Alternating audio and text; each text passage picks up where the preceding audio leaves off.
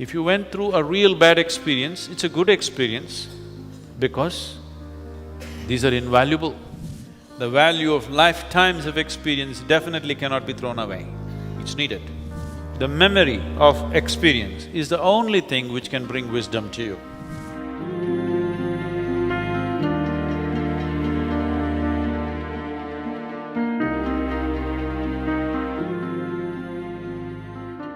You must learn to be happy with your compulsions.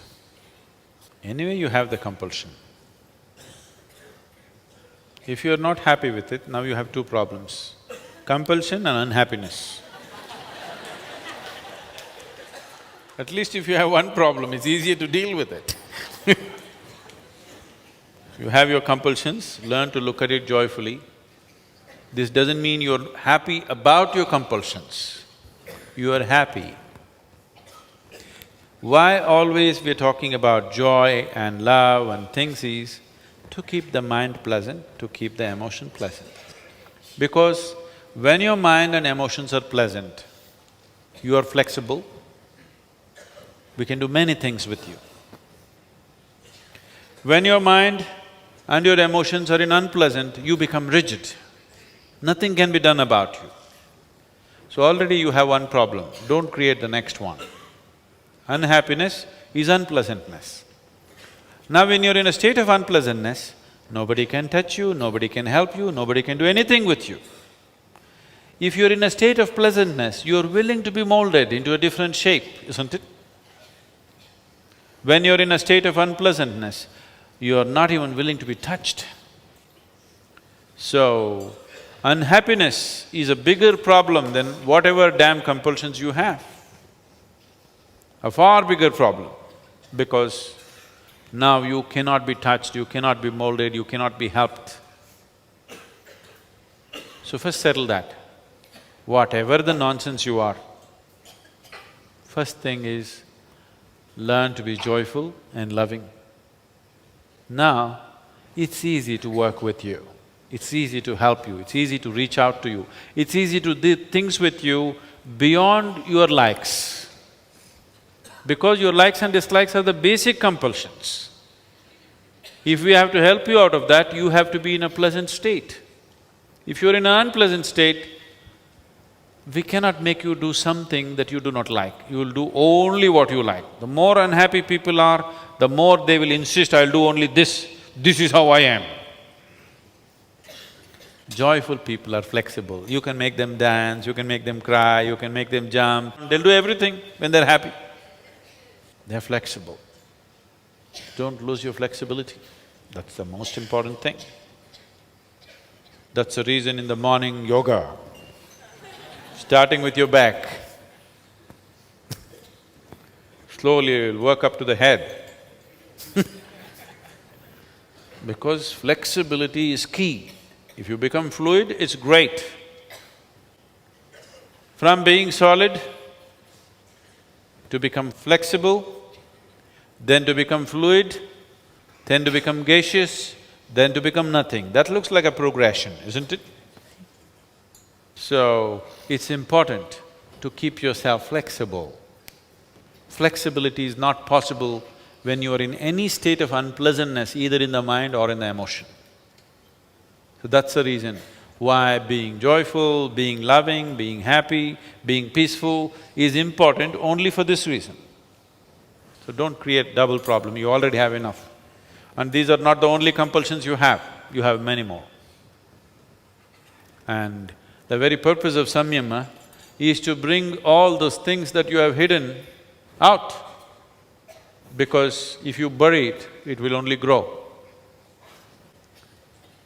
You bury your potatoes, they will multiply and grow.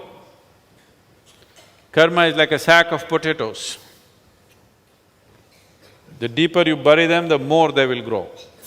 So this is a place to pull them out, dry them in such a way that they cannot grow again. If you put yourself through intense enough sadhana, you will see when you go out in the world, so many of your simple compulsions are gone. And I'm telling you, If you had the compulsions that you had just a week ago, you cannot sit like this, which all of you have been doing wonderfully well. You cannot sit when there are compulsions. Yes, this and that nonsense is coming, it's not that you become 100% free, but so many of your compulsions are finished. That's why you're able to sit. Everything is hurting. Who is not hurting? Everybody is hurting, including me. For me, only one leg, for you both. That much exemption I have because I have to sit through many samyamas.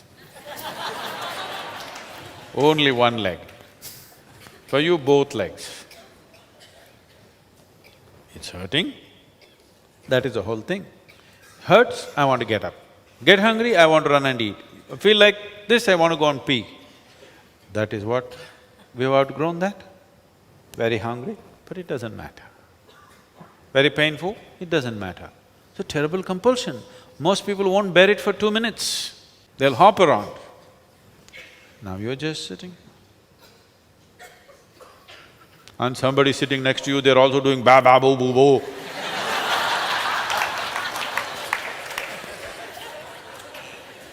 They're pulling out all their potatoes, not just yours. You also have to bear with the surrounding potatoes. Rotten potatoes just spilling all over the place, but still. So don't complain, you're doing great. But still there are a lot of potatoes to pull out. They need to be every day pulled out, every day.